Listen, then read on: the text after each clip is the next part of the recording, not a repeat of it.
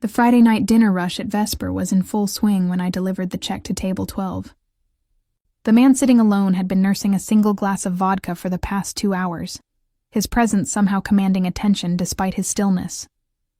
I'd noticed him the moment he walked in. It was impossible not to.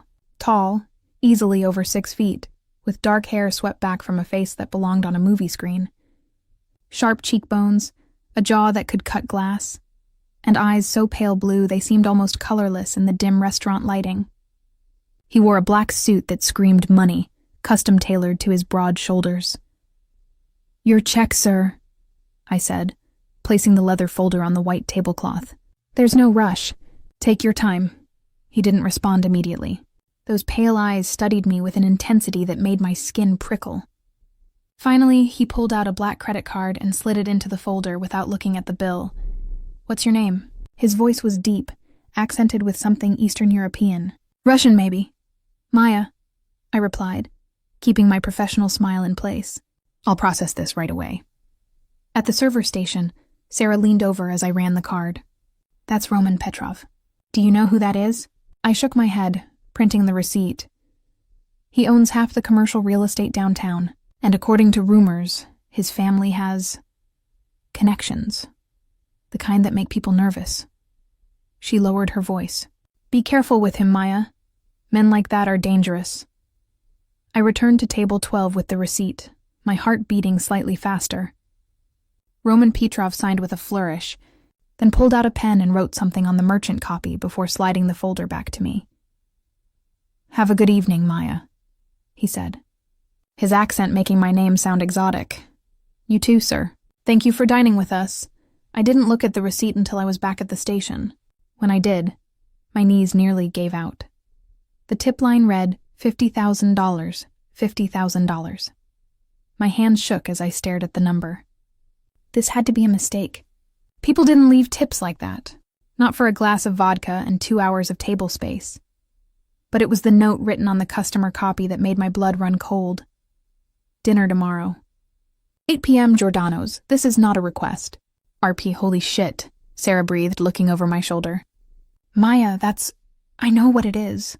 My voice came out strangled. "This is insane. I can't accept this. Are you crazy? That's $50,000. With strings attached." I held up the note. "He's summoning me to dinner like I'm some kind of..." I couldn't finish the sentence. David, our manager, materialized beside us. "Problem, ladies?" I showed him the receipt. His eyes widened comically. "Is this real?" "I don't know. Maybe it's a mistake. Should I chase him down?" But when I looked toward table 12, Roman Petrov was gone. The table was empty, the vodka glass still half full, and somehow the air felt thinner without his presence. "Process it," David said decisively. "If it goes through, it's legitimate. If he has an issue, he can contact us." The charge went through without a problem. $50,000 appeared in the pending tips on my screen, real as anything I'd ever seen. I stood there, staring at the number, my mind racing. With $50,000, I could pay off my father's gambling debts, the loan sharks who'd been calling, threatening, leaving messages that made my hands shake. I could make them disappear. I could breathe for the first time in months. But at what cost? The note burned in my pocket as I finished my shift. Not a request. What did that mean? What happened if I didn't show up? At home in my tiny studio apartment, I sat on my second-hand couch and called the one person I trusted for advice. "Dad, something happened at work." "Maya, honey, if this is about the money..." "It's not." "Well, it is, but..." I took a breath. A customer left me a $50,000 tip. Silence. Then, "What?" I explained the situation, leaving out the part about Roman Petrov's reputation. My father didn't need to know I might be getting involved with someone dangerous. "That's incredible, baby. With that money, I can pay off Dmitri and his guys. We'd be free. Dad, he wants something in return. A dinner. Tomorrow night. So have dinner with him. Maya, this could solve everything. Or it could make things worse." After we hung up, I pulled out my laptop and did what I should have done immediately. I Googled Roman Petrov. What I found made my stomach sink. Roman Petrov, 37, Russian-American businessman and heir to the Petrov family empire. Real estate, shipping, import-export. But buried in the articles, in the spaces between the legitimate business ventures, were hints of something darker. Federal investigations that went nowhere, business rivals who disappeared, connections to the Bratva, the Russian Mafia. I was still staring at the screen when my phone buzzed. Unknown number. I hope you're not thinking of refusing. That would be unwise. Sweet dreams, Maya. RP. My hands shook as I read the message. How did he have my number? I'd never given it to him. Another text followed immediately. The money is yours regardless of your decision. But I'd very much like to have dinner with you. I promise I'm more civilized than my reputation suggests. And then a third, Giordano's, 8 p.m. A car will pick you up at 7:30. Your address is 847 Morrison Street, Apt 4B, correct? Ice flooded my veins. He knew where I lived. I should have been terrified. Should have called the police, blocked his number, refused to engage. Instead, I found myself typing, "How did you get my information?" His response was immediate. I make it my business to know things, especially when something interests me, and I interest you very much, which is why I'm willing to pay $50,000 for the pleasure of your company. That's not a tip. That's a bribe. Call it what you like. The money is yours. The dinner is my request. You're free to refuse, of course, though I'd be disappointed. I stared at the message, my heart pounding. Free to refuse. Was I, though? Men who knew your address, who had that kind of money and power, who casually dropped $50,000. Were they the kind of men who accepted refusal? What do you want from me? Conversation. Your time. The pleasure of getting to know you better. Why me? Because when you served me tonight, you didn't flinch. Didn't stare. Didn't treat me like a curiosity or a threat. You treated me like a man who wanted a drink. That's rare in my world. Despite everything, I felt something in my chest soften slightly. There was a loneliness in those words that resonated with my own. I don't know anything about your world. Good. That makes you refreshing. So tomorrow night, 8 p.m., will you come? I should say no. Should block his number, return the money somehow, pretend this never happened. Instead, I thought about my father's voice, tired and defeated, about the loan sharks and their threats, about the life I'd been living, scraping by on server wages and praying nothing went wrong because I had no safety net. $50,000 could change everything. I'll be there. I typed before I could change my mind. Good. Wear something beautiful. Though I suspect you'd be beautiful in anything. This doesn't mean... It means you're having dinner with me. Nothing more, nothing less. Unless you want it to mean more, of course. I don't. We'll see. Good night, Maya Torres. He knew my last name. Of course he did. He probably knew everything about me by now. I lay in bed staring at the ceiling, unable to sleep. What had I just agreed to? Dinner with a man who might be a criminal, who'd tracked down my personal information, who'd casually spent $50,000 like it was pocket change. But there was something else, too. Something I didn't want to acknowledge. When Roman Petrov had looked at me with those pale blue eyes, I'd felt seen. Really seen. Not as a server or a struggling 25-year-old drowning in her father's debts, but as someone worth noticing. That feeling was almost as dangerous as the man himself. The next day crawled by. I called in sick to my shift at Vesper. The irony of using my one sick day to prepare for a date with a customer wasn't lost on me, and spent the afternoon in a state of nervous energy. I had nothing to wear. My closet was full of server uniforms and thrift store finds, nothing that qualified as something beautiful for dinner at Giordano's. At 4 o'clock, there was a knock at my door. A delivery woman stood there with 3 garment bags and several boxes. Maya Torres? Yes? Delivery from Mr. Petrov. She was gone before I could refuse them. Inside were 3 dresses, each more stunning than the last, along with shoes, jewelry, and a note in that same bold handwriting, choose whichever you like. Or none of them if you prefer. But I hope you'll accept this gift in the spirit it's intended. I'd like you to feel as beautiful as I know you are. RP, I should have sent them back. Should have worn my own clothes, maintained some independence. But when I tried on the midnight blue silk dress, the one that hugged my curves and made me look like someone who belonged in places like Giordano's, I couldn't help but feel transformed. At exactly 7:30, my phone buzzed. The car is downstairs. I took one last look in the mirror. The woman staring back was a stranger. Elegant. Sophisticated. Someone who could walk into a restaurant on Roman Petrov's arm without looking out of place. The lie was perfect. Now I just had to survive the evening without losing myself in it. The car waiting for me wasn't what I expected. Not a limousine or something ostentatious, but a sleek black Mercedes sedan with tinted windows. The driver, a man in his 40s with the build of a professional boxer, opened the back door without a word. "Miss Torres," he said with a slight accent. "I'm Victor. Mr. Petrov sent me." I slid into the leather interior, my heart hammering. The door closed with a solid thunk that felt uncomfortably final. The drive to Giordano's took 20 minutes through downtown traffic. Victor didn't attempt conversation, and I was grateful. My mind was too busy spiraling through worst-case scenarios to make small talk. What if this was a trap? What if Roman Petrov wasn't interested in dinner, but in something far more sinister? I'd read the articles. I knew what people suspected about him, but I'd also taken his money. $50,000 that had already been transferred to my account, that I'd already used to make a payment to Dmitri, buying my father another month of breathing room. The car pulled up to Giordano's main entrance. Through the windows, I could see the restaurant was packed with the usual Friday night crowd. Victor opened my door, and I stepped out onto the sidewalk, very aware of the looks I was getting in my midnight blue dress. "Mr. Petrov is waiting," Victor said, gesturing toward the entrance. But instead of the main dining room, he led me past the hostess stand to a private elevator I'd never noticed before. My stomach dropped as the doors closed and we began ascending. Where are we going? The penthouse. Mr. Petrov reserved it for the evening. Of course he had. Because having dinner in a crowded restaurant like normal people would be too simple. The elevator opened directly into a stunning space. Floor-to-ceiling windows overlooked the city, the lights twinkling like stars below. A single table was set near the windows, candles flickering in crystal holders, and standing by the window, his back to me, was Roman Petrov.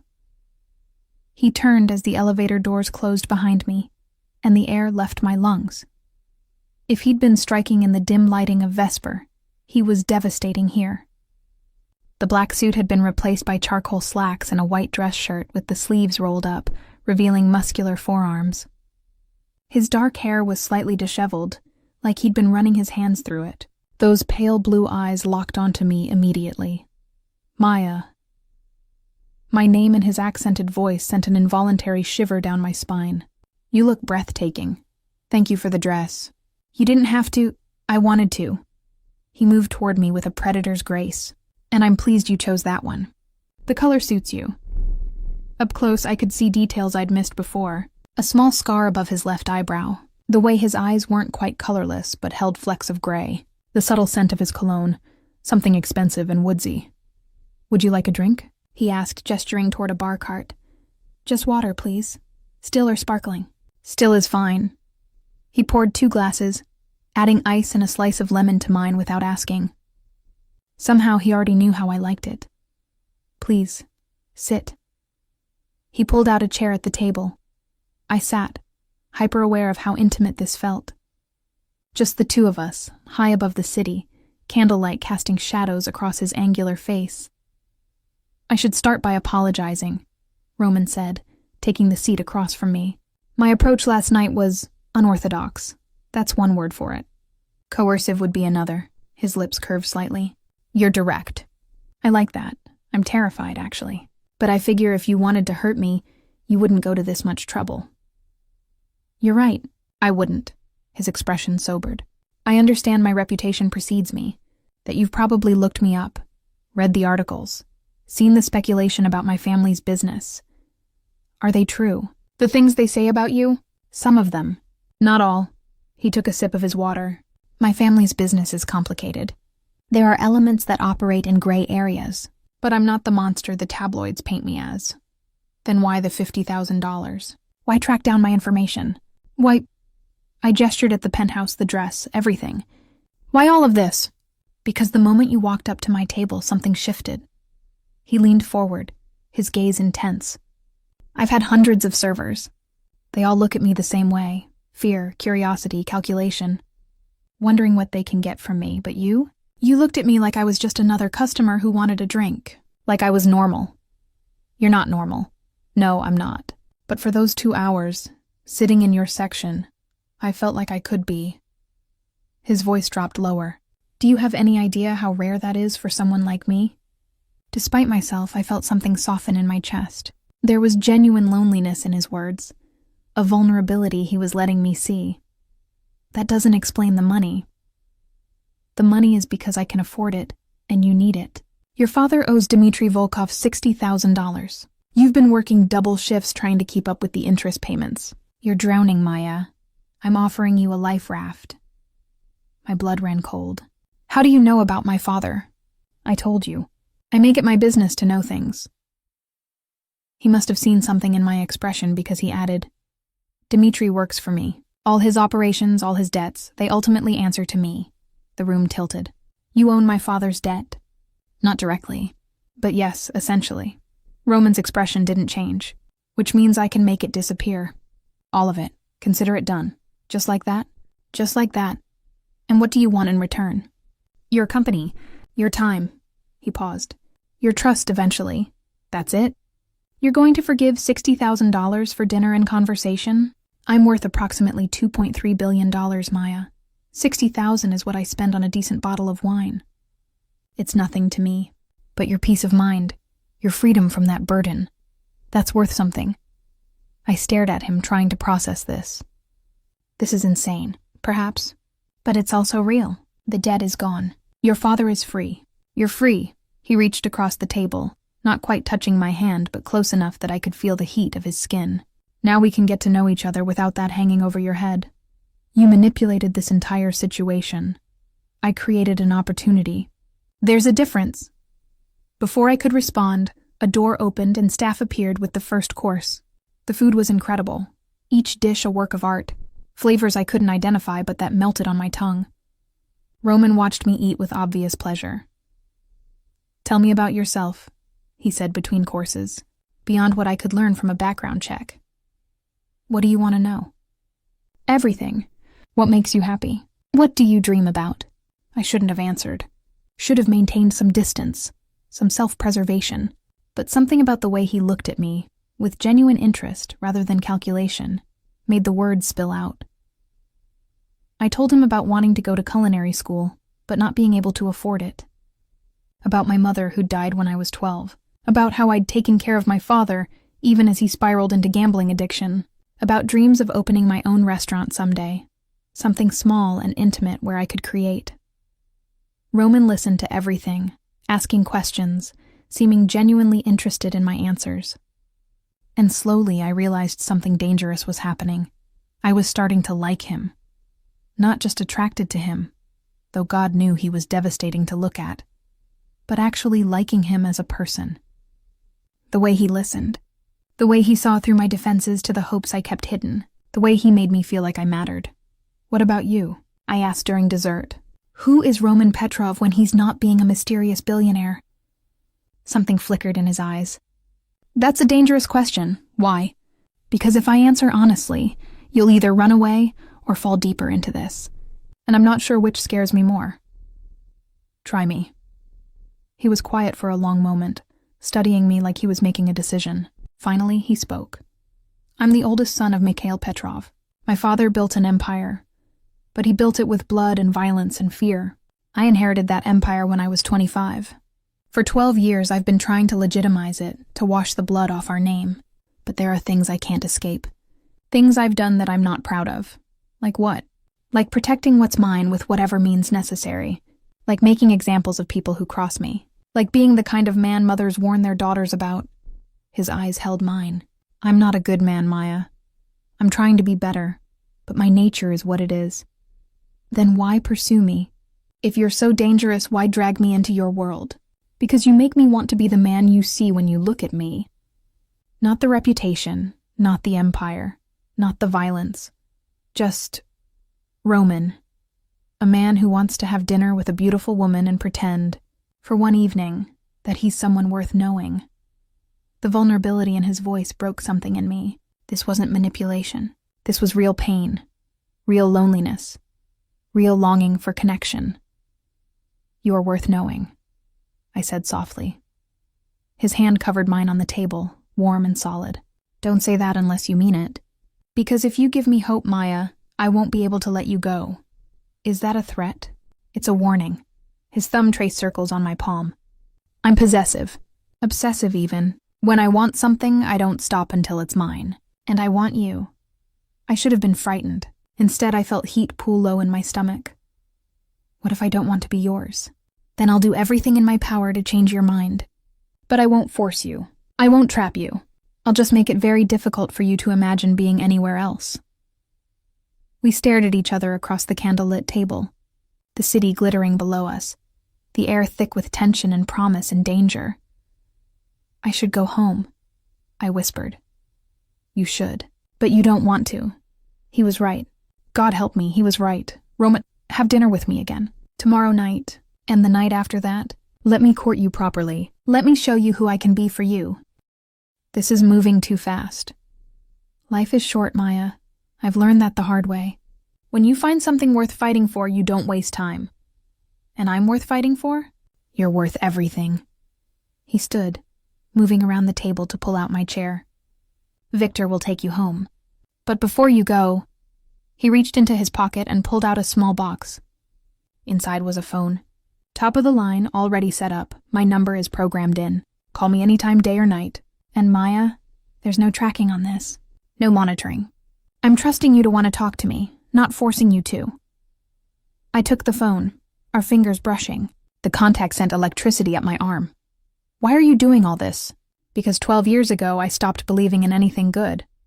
Then you walked up to my table and treated me like a human being, and suddenly I remembered what hope feels like." He walked me to the elevator. Victor was already waiting downstairs. But before the doors closed, Roman leaned in close, his lips nearly brushing my ear. "Sweet dreams, Maya. I'll be thinking of you." The doors closed, and I was descending, my heart racing, my mind spinning. I'd just had dinner with one of the most dangerous men in the city, and I already couldn't wait to see him again. I didn't sleep that night. How could I? My mind kept replaying every moment of dinner.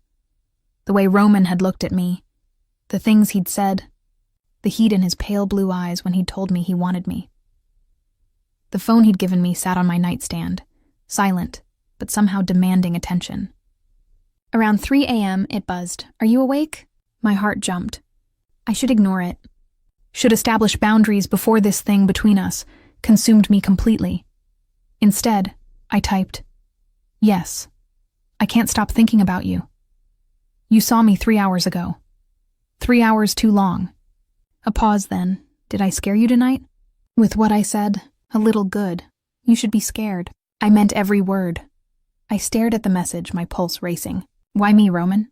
You could have anyone. I don't want anyone. I want you. The woman who looked at me like I was human. The woman who's brave enough to have dinner with a monster.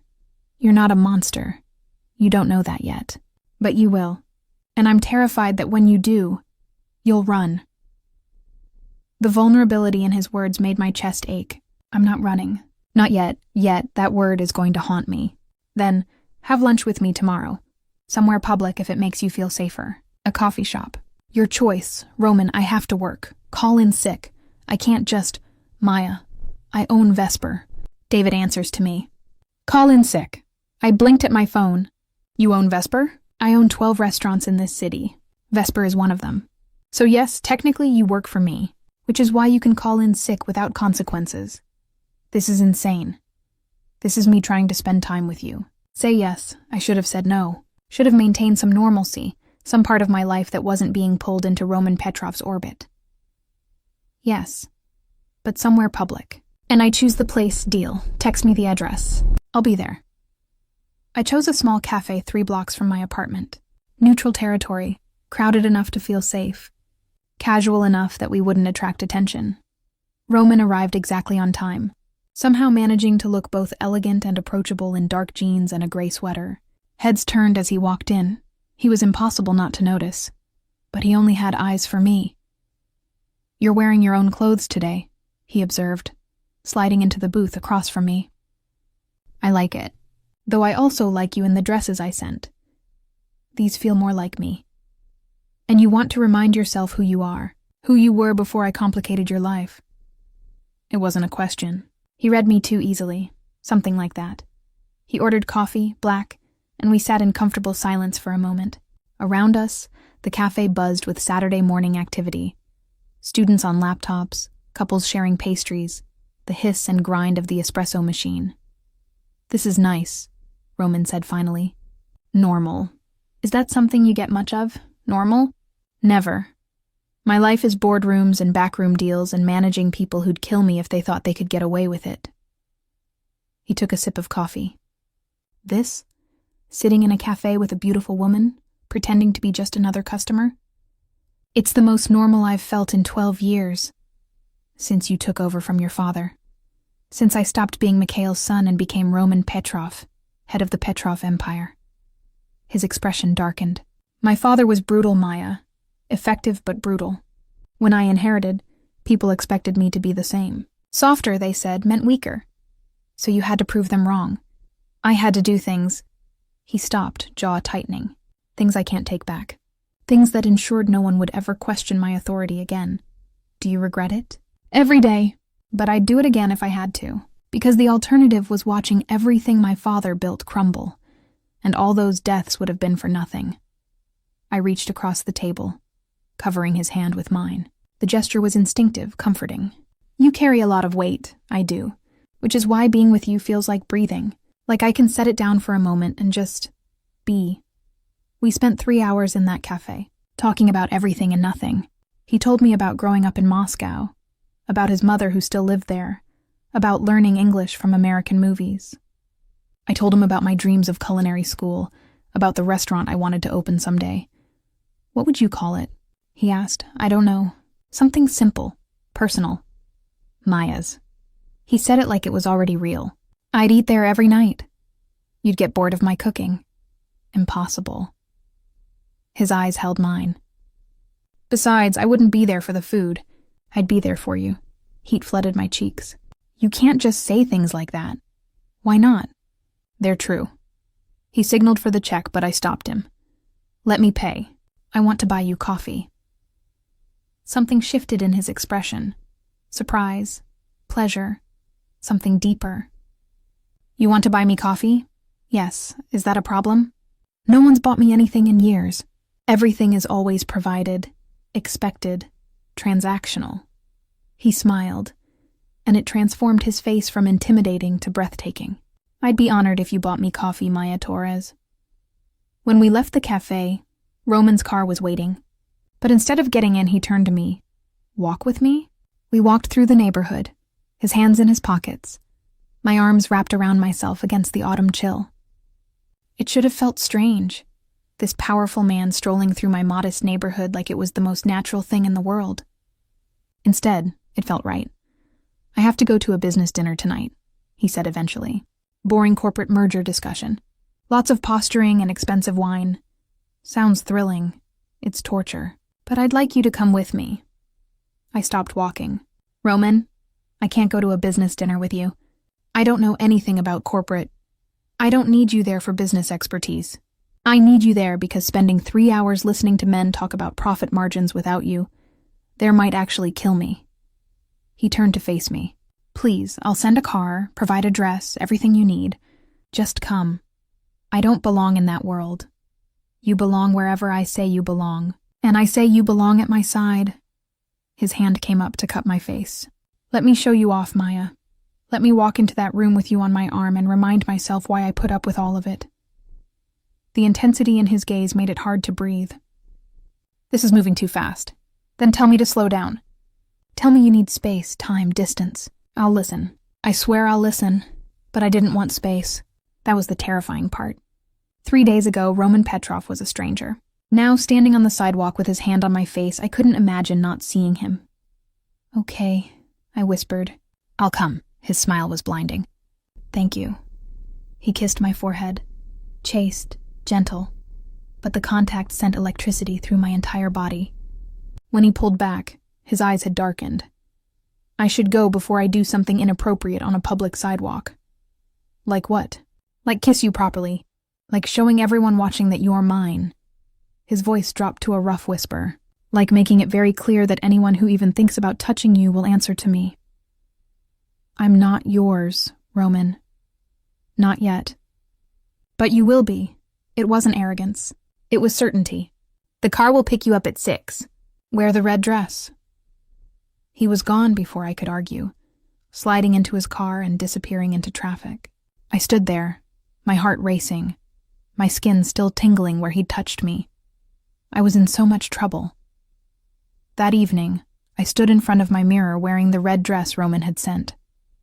It was stunning, crimson silk that hugged every curve, with a neckline that was daring without being inappropriate. With it came shoes, jewelry, even a small clutch. At exactly 6, Victor knocked on my door. Miss Torres. You look beautiful. Thank you, Victor. The drive to the restaurant was longer this time, taking us to the waterfront where an exclusive private club overlooked the bay. Victor escorted me inside, through a lobby that screamed old money and power, to a private dining room where 20 people in expensive clothing mingled with champagne glasses. And there, in the center of it all, was Roman. He saw me immediately, excusing himself from his conversation and crossing the room with purpose. His eyes traveled over me, heat and possession warring in their pale blue depths. Breathtaking, he murmured, taking my hand and bringing it to his lips. Thank you for coming. Did I have a choice? Always. You always have a choice with me, Maya. He tucked my hand into the crook of his elbow. Come, let me introduce you to people who will bore you to tears. The next 2 hours were surreal. Roman introduced me as my Maya, a possessive that should have annoyed me but instead sent a thrill down my spine. Business associates assessed me with various degrees of curiosity and calculation. Women looked at me with envy or disdain, clearly wondering how a nobody had captured Roman Petrov's attention. Through it all, Roman kept me close. His hand on my lower back, his body angled toward mine, his attention split between business discussions and checking that I was comfortable. You're doing wonderfully, he whispered during a lull in conversation. I know this isn't your world, but you fit here better than you think. I feel like an imposter. You're the most real person in this room. That's why they're all staring. They're trying to figure out what makes you special, what I see that they don't. And what do you see? His eyes held mine. Everything. Dinner was served in courses, each more elaborate than the last. Roman sat beside me, occasionally touching my hand or my shoulder, small gestures of connection that felt enormous in the formal atmosphere. During dessert, a man across the table, Gerald something, CEO of something else, turned his attention to me. So Maya, what do you do? The table quieted slightly. This was the question I'd been dreading. I'm a server at Vesper, I said clearly, refusing to be ashamed. A server. Gerald's tone made it clear what he thought of that. How quaint. And how did you and Roman meet? She served me, Roman said before I could answer, his voice holding a warning edge. And she was the most competent professional server I've encountered in years. Which is why I hired her. Hired her for what? That's none of your concern, Gerald. Roman's smile didn't reach his eyes. Now, shall we discuss the merger? Or would you like to continue interrogating my date? Gerald paled slightly. The merger, of course. Under the table, I squeezed Roman's hand in thanks. He squeezed back, then laced his fingers through mine. The rest of dinner passed without incident. When it finally ended, Roman escorted me out to where Victor waited with the car. I'm sorry, he said once we were alone in the back seat. Gerald was out of line. He wasn't wrong. I am just a server. You're not just anything. You're Maya Torres, and you're more impressive than anyone in that room. He turned to face me. Don't let them make you feel small. You're worth 10 of them. You barely know me. I know enough. I know you work 2 jobs to support a father who doesn't deserve your loyalty. I know you dream of culinary school, but put those dreams aside for someone else. I know you're brave enough to have dinner with me despite everything you know about me. That's not just anything, Maya. That's extraordinary. Tears pricked my eyes. Stop. Stop what? Stop making me want this, want you. Stop making it impossible to walk away. I don't want you to walk away. He reached for me, pulling me closer. I want you right here. Always. Roman, he kissed me. Not the chaste forehead kiss from earlier, but a real kiss. His lips on mine, demanding and gentle at the same time, stealing my breath and my sanity. His hand tangled in my hair, angling my head, deepening the kiss until I forgot where we were, forgot every reason this was a bad idea. When he finally pulled back, we were both breathing hard. "I've wanted to do that since the moment you walked into Vesper," he said, his voice rough. "That was a mistake? A complication? The best decision you've ever made?" His forehead rested against mine. Because for me, it was all three. "We can't do this. We already are." His thumb brushed my swollen lips. "Tell me you didn't feel that. Tell me you don't want more." I couldn't, because I did want more. Wanted it with a desperation that terrified me. "This is going to end badly," I whispered. "Probably. But God, Maya, what a beautiful disaster it will be." The kiss changed everything. Over the next week, Roman consumed my life in the best and worst ways possible. He texted me constantly. Good morning messages that made me smile, midday check-ins that made me feel seen, good night calls where we talked for hours about nothing and everything. He sent flowers to the restaurant daily. Different arrangements, always with notes that made Sarah sigh dramatically, and the other servers whisper, "Thinking of you. Your smile is my favorite view. I can't wait to see you tonight." Because I saw him every night. Sometimes for dinner at exclusive restaurants where he reserved entire sections for privacy. Sometimes for walks through the city where he held my hand like it was the most natural thing in the world. Once, memorably, for pizza in my apartment where he sat on my second-hand couch and looked more at home than he had any right to. "This is nice," he'd said, looking around at my tiny studio with genuine appreciation. "Cozy. It's a shoebox. It's yours. That makes it better than my penthouse." He'd pulled me down beside him, wrapping an arm around my shoulders. "I like seeing where you live. How you live. Why? Because I'm trying to know every part of you. The public Maya who serves tables with a smile. The private Maya who eats cereal for dinner and watches cooking shows at midnight. The real Maya underneath all the masks. And if the real Maya is disappointing, impossible." He'd kissed my temple. "But I appreciate that you're still scared of letting me in completely. It means when you finally do, it'll mean something." Now, exactly 8 days after that first dinner, I stood in my apartment getting ready for what Roman had mysteriously called a surprise. The dress he'd sent this time was different, less formal than the others. A soft ivory cashmere sweater dress that felt like being wrapped in a cloud. My phone buzzed. "The car is downstairs. Bring a jacket. We're going somewhere special." Victor drove us out of the city, into the countryside as the sun began setting. I watched the urban landscape give way to rolling hills and autumn forests, curiosity building with every mile. "Where are we going?"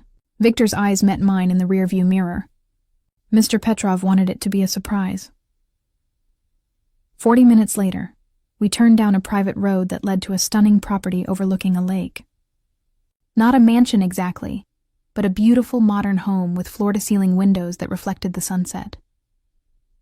Roman waited on the steps, dressed casually in dark jeans and a charcoal sweater. When Victor opened my door, Roman's face lit up in a way that made my heart stutter. "You came. You're very persuasive." I took his offered hand. "What is this place?" "Mine. One of the few properties I actually live in occasionally when I need to escape the city." He guided me toward the house. "I wanted to bring you somewhere we could be completely alone. No restaurants, no crowds, no business associates judging whether you belong." Inside was even more beautiful than the exterior. Warm wood tones, comfortable furniture, art that actually looked lived with rather than collected. Through the windows, the lake reflected the dying sun in shades of gold and crimson.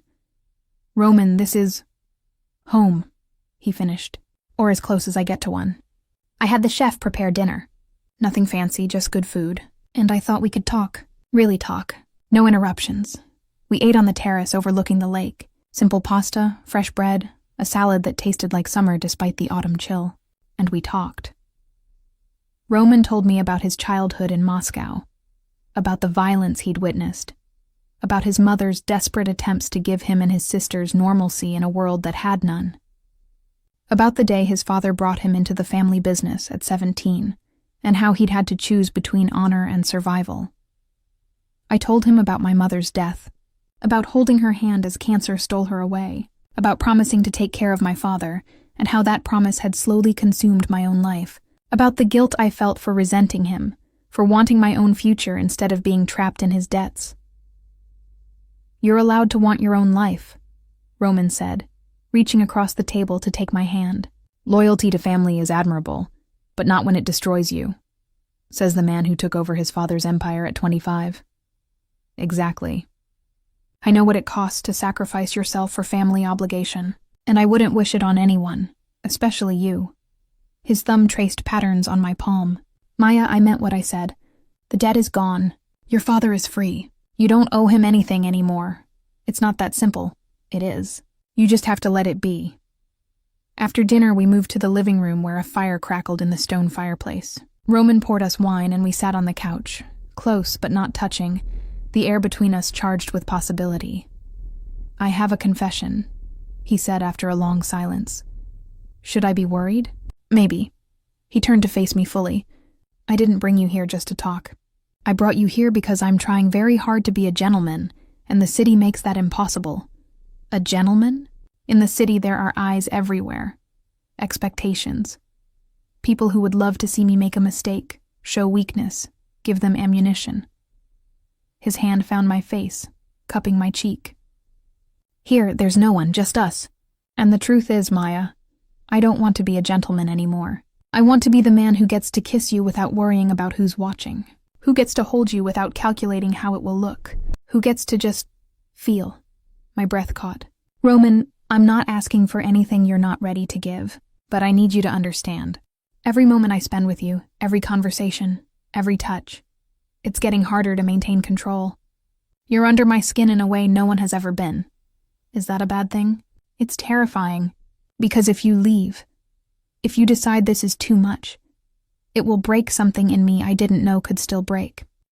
I should have been scared by the intensity in his voice. Instead, I felt powerful. This man, who commanded empires and made grown men fear him, was vulnerable before me. "I'm not leaving," I whispered. "Promise me." His forehead touched mine. "Promise me you won't run when things get complicated." "Because they will, Maya. My life is messy and dangerous and full of things I can't protect you from. But I'll try. God, I'll try so hard to keep you safe. I promise. For now, I promise." He kissed me then, and it was different from the kiss in the car. Slower, deeper, more deliberate.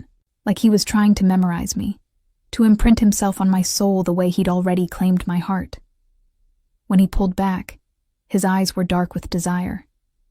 "Stay tonight." I'm not asking for, just stay. Sleep here? Let me wake up with you. Let me have one morning where you're the first thing I see." Okay. "Yes, I'll stay." The relief on his face was profound. He showed me to a guest room, respecting my space even as I saw the longing in his eyes, and said goodnight with a kiss that promised more. I lay in the comfortable bed, staring at the ceiling, listening to the quiet of the countryside. This was really happening. I was falling for Roman Petrov, completely, irrevocably falling. My phone buzzed on the nightstand. "Roman, of course. I know you're just down the hall, but I miss you already. You saw me 10 minutes ago. 10 minutes too long. Sweet dreams, Maya. Thank you for staying. Thank you for asking." I was drifting off when my phone rang. Not Roman's number. "My father, Dad? It's late. Maya, I'm sorry." "I'm so sorry." His voice was slurred, panicked. I fucked up so bad. Ice flooded my veins. "What did you do?" I thought. Dmitri said the debt was cleared, but there was this game, and I was winning. And I thought I could. "Maya, I owe money again." A lot of money. How much? But I already knew. Already felt the familiar weight of his bad decisions crushing me. 40,000. To Alexei Volkov, Dmitri's cousin. He says if I don't pay by Monday. Monday? That's 2 days. I know. Maya, I'm sorry. I can't go to Dmitri, he'll tell Roman Petrov and please. Is there any way you can help? I wanted to scream. Wanted to throw the phone. Wanted to tell him that I was done, that he'd promised. That I couldn't keep saving him from himself. Instead, I heard myself say, "I'll figure something out." After I hung up, I sat in the dark, my chest tight with anger and despair. 2 days, $40,000. Everything Roman had fixed. everything he'd done to free me, and my father had thrown it away for one more game. I couldn't ask Roman for more money, couldn't keep being the girl who needed saving, couldn't prove everyone at that business dinner right, that I was just using him, that I didn't belong in his world. But I also couldn't let my father get hurt. Alexei Volkov had a reputation worse than Dmitri's. Men who didn't pay Alexei ended up in hospitals. Or worse, a soft knock on the door. Roman's voice. Maya, I heard you on the phone. Is everything all right? I should have lied. Should have said everything was fine. Instead, I opened the door to find him standing there in sleep pants and a t-shirt, concern etched on his face. What's wrong? The tears came before I could stop them. My father, he gambled again, owes $40,000 to Alexei Volkov. 2 days to pay or... Roman's expression went from concern to cold in an instant. Alexei, I'm sorry. I know you just fixed everything, and I don't expect you to... Stop. He pulled me into his arms. This isn't your fault. Your father made his choice. But Maya, Alexei is different from Dmitri. He's violent, unstable. If your father can't pay... He stopped, jaw clenching. I know. That's why I have to help him. No, you don't. He did this to himself. He's still my father. And you're still drowning trying to save him. Roman gripped my shoulders, his eyes intense. Listen to me. I'll handle Alexei. I'll make this go away. But Maya, this has to be the last time. Your father needs to understand there are consequences. Otherwise, he'll keep doing this. I can't ask you to... You're not asking. I'm offering, because this is what I do for the people I care about. I protect them, even from themselves.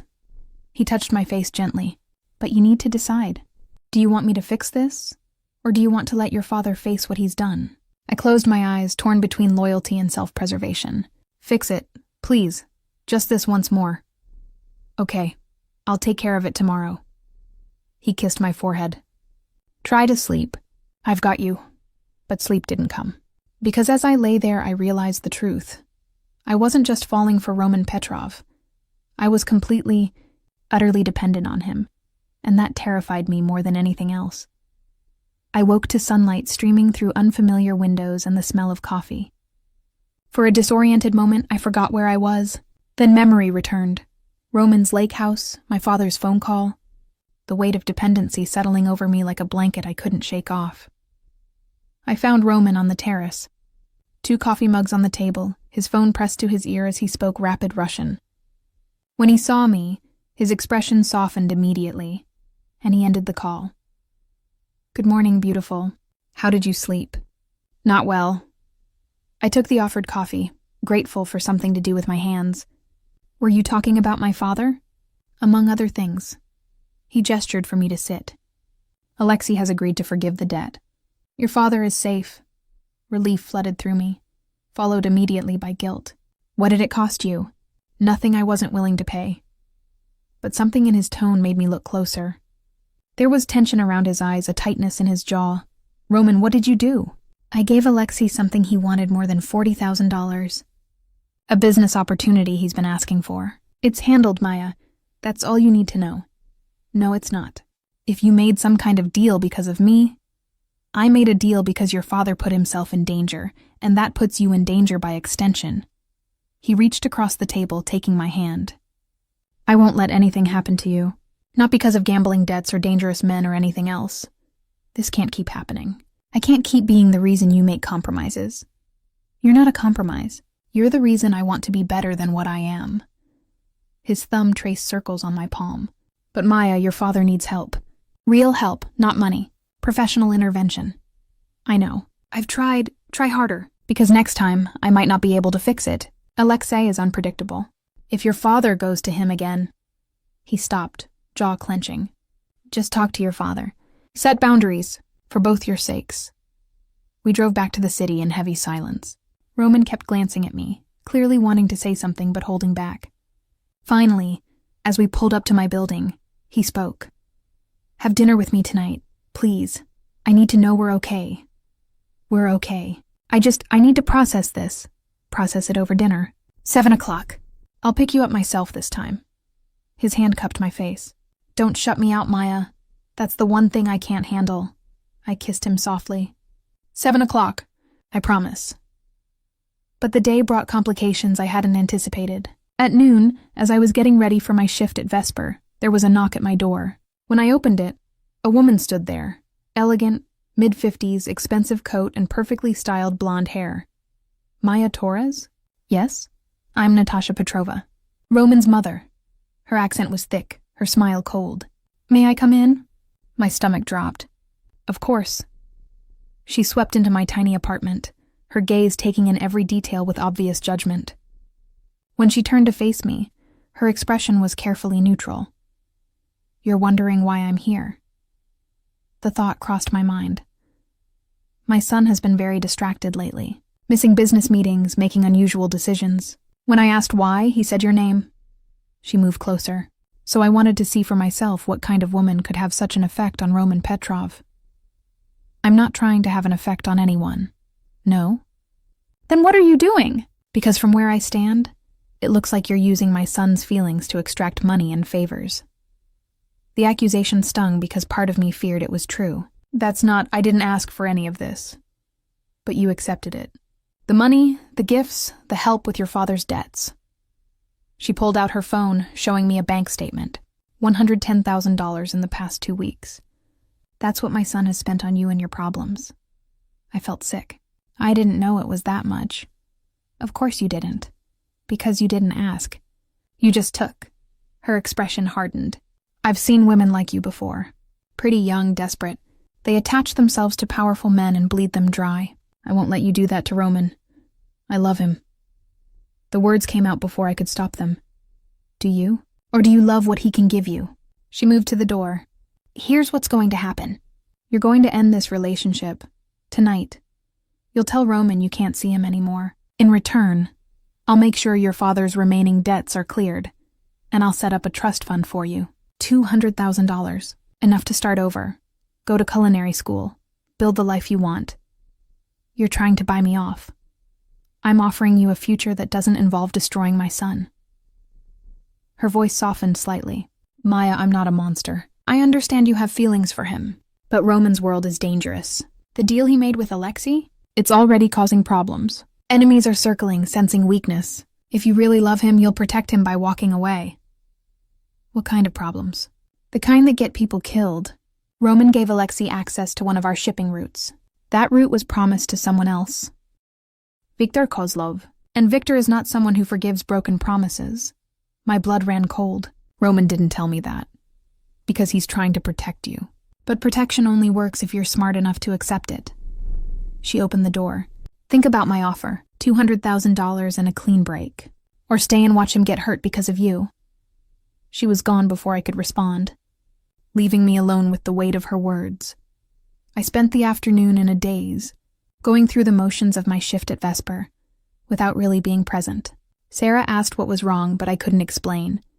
How could I tell her that Roman's mother had basically accused me of being a gold digger? That Roman might be in danger because of my father's gambling problem? At 6:30, I was back home, staring at my closet, trying to decide what to wear for dinner. My phone buzzed. Can't wait to see you. I've been thinking about you all day. Our eyes stared at the message, torn between longing and fear.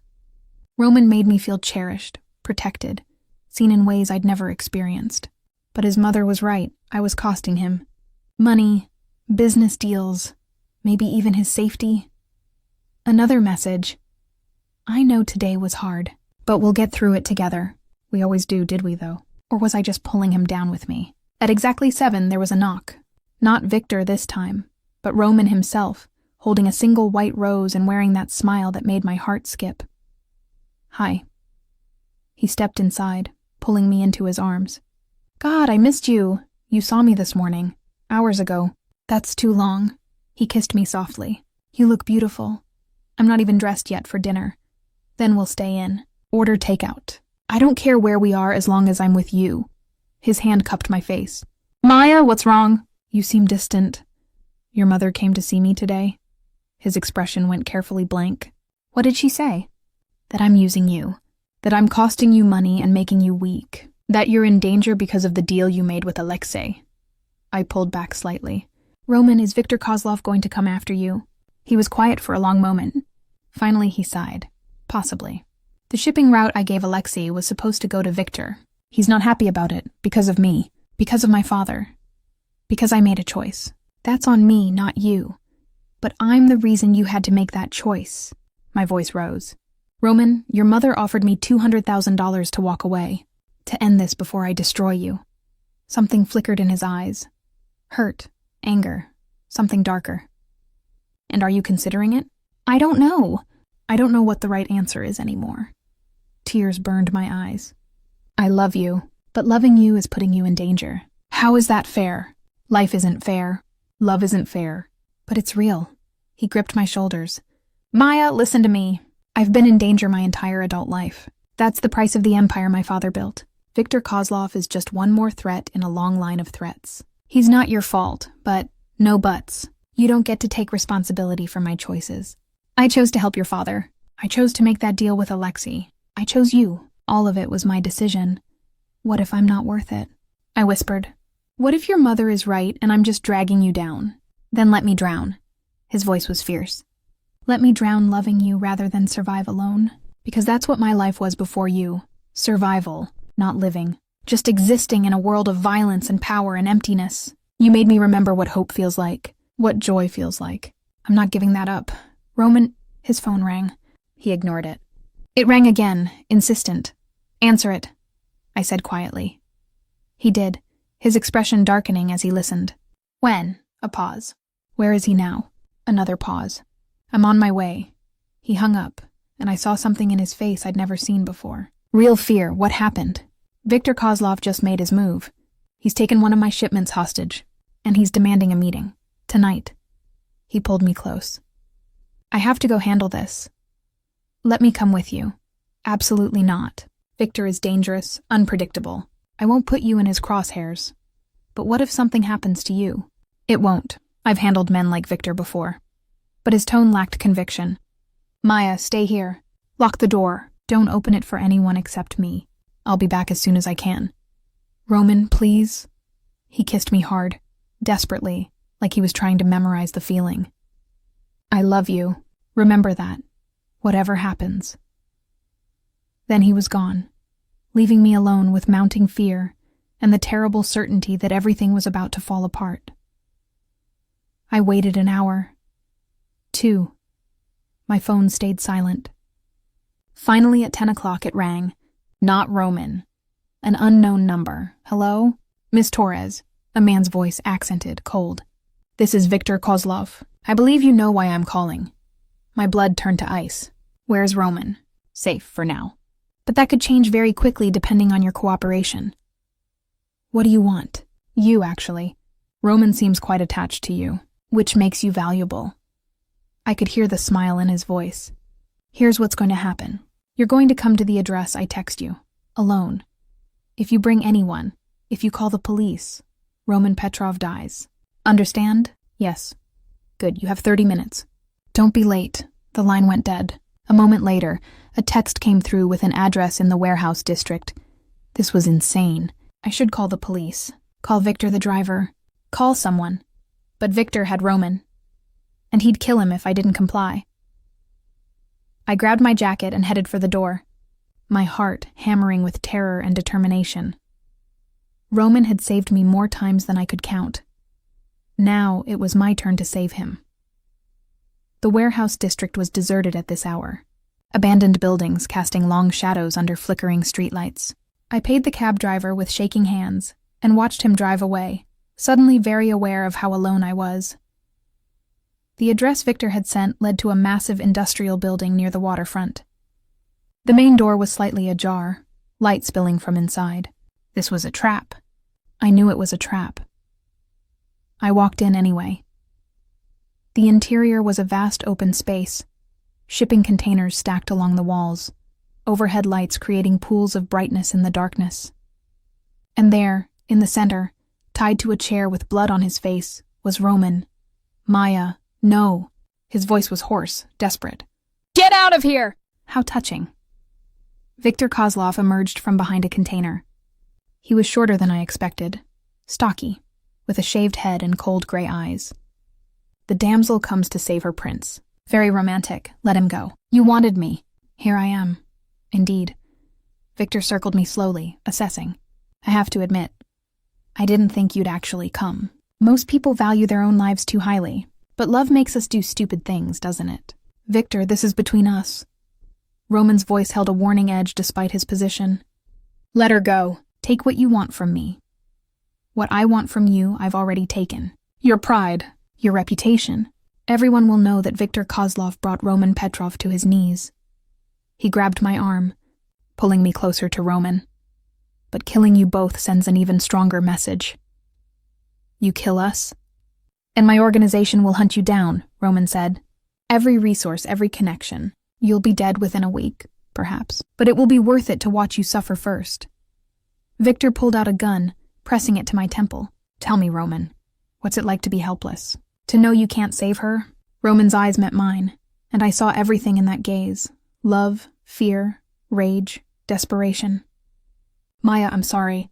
I'm so sorry I dragged you into this. Don't apologize. I chose this. I chose you. My voice was surprisingly steady, and I'd choose you again. How sweet, Victor sneered. But ultimately pointless. The shot was deafening in the enclosed space. But it wasn't Victor's gun that fired. Victor staggered, clutching his shoulder, his weapon clattering to the concrete floor. Behind him, Roman's mother stood with a small pistol, her expression cold and deadly. Nobody threatens my son, Natasha said calmly. Nobody.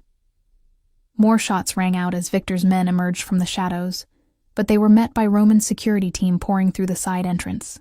The warehouse erupted into chaos. Gunfire, shouting, bodies hitting the ground.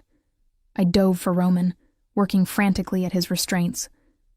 Are you okay? Your face, and I'm fine. Maya, get down! Something hot grazed my shoulder, spinning me around. Pain exploded through my arm, and I realized with distant shock that I'd been shot.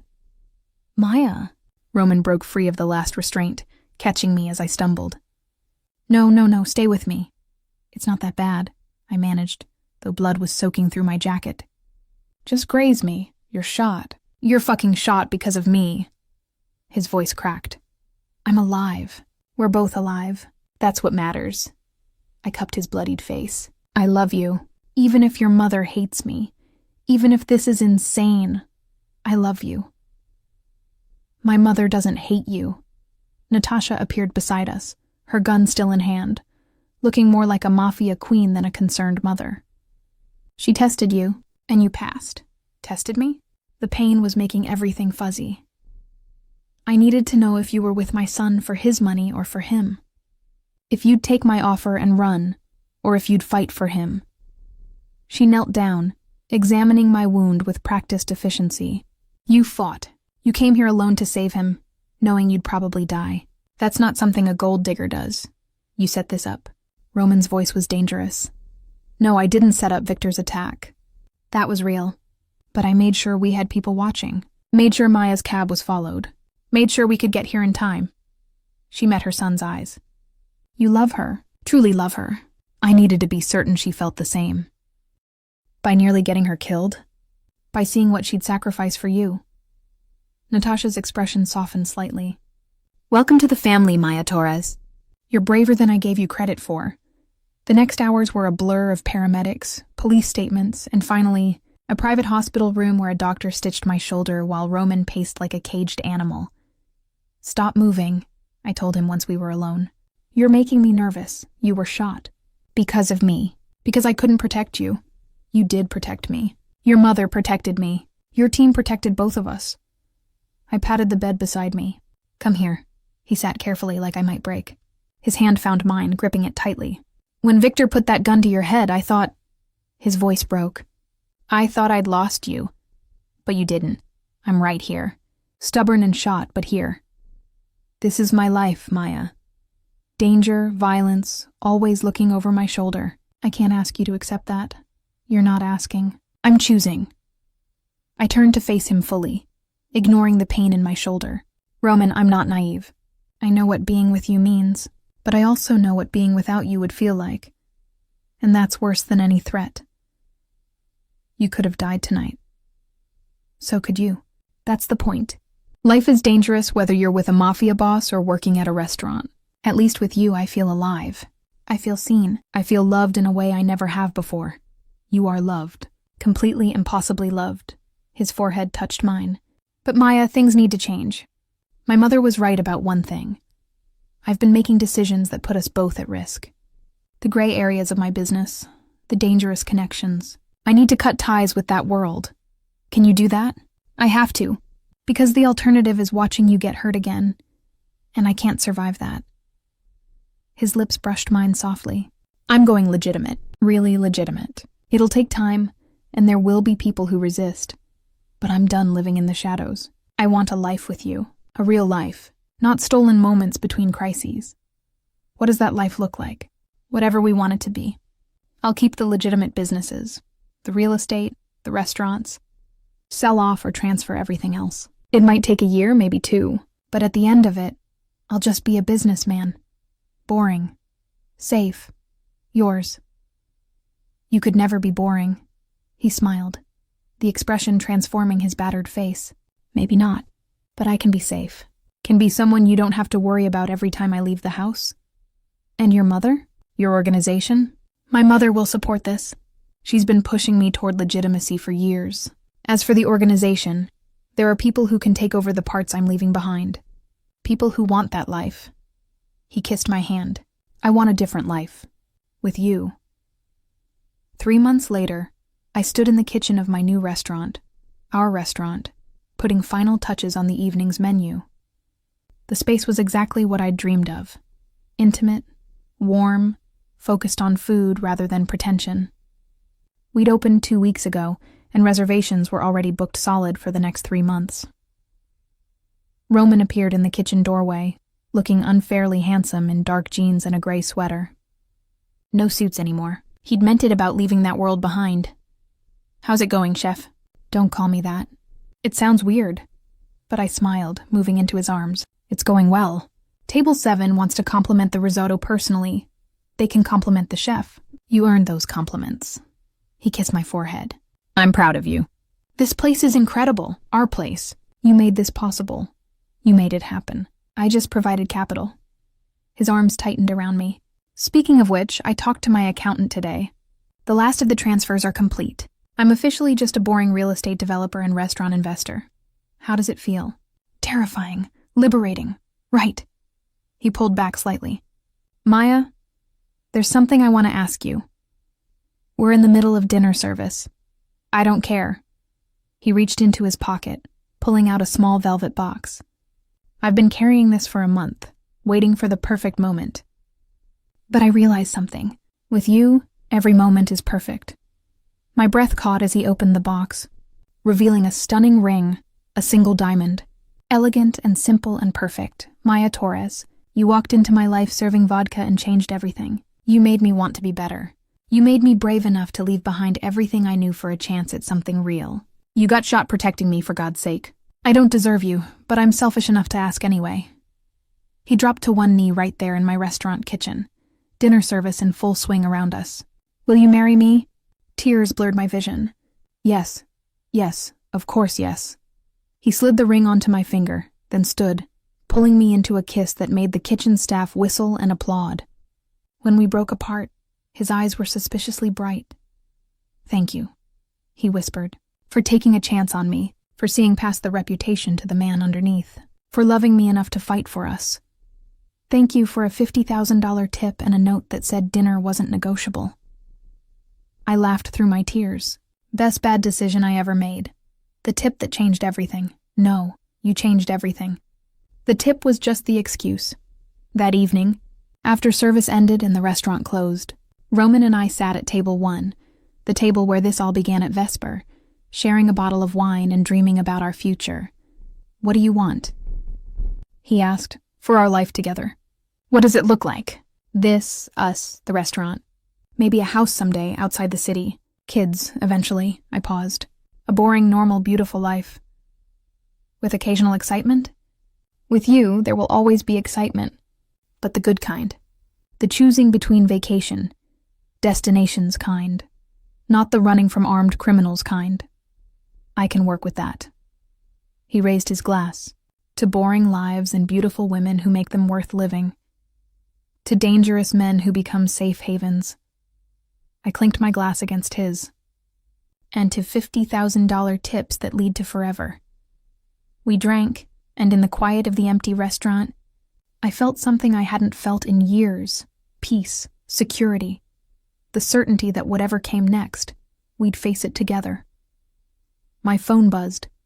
My father, who was now 3 months sober and attending daily GA meetings, thanks to the treatment program Roman had arranged.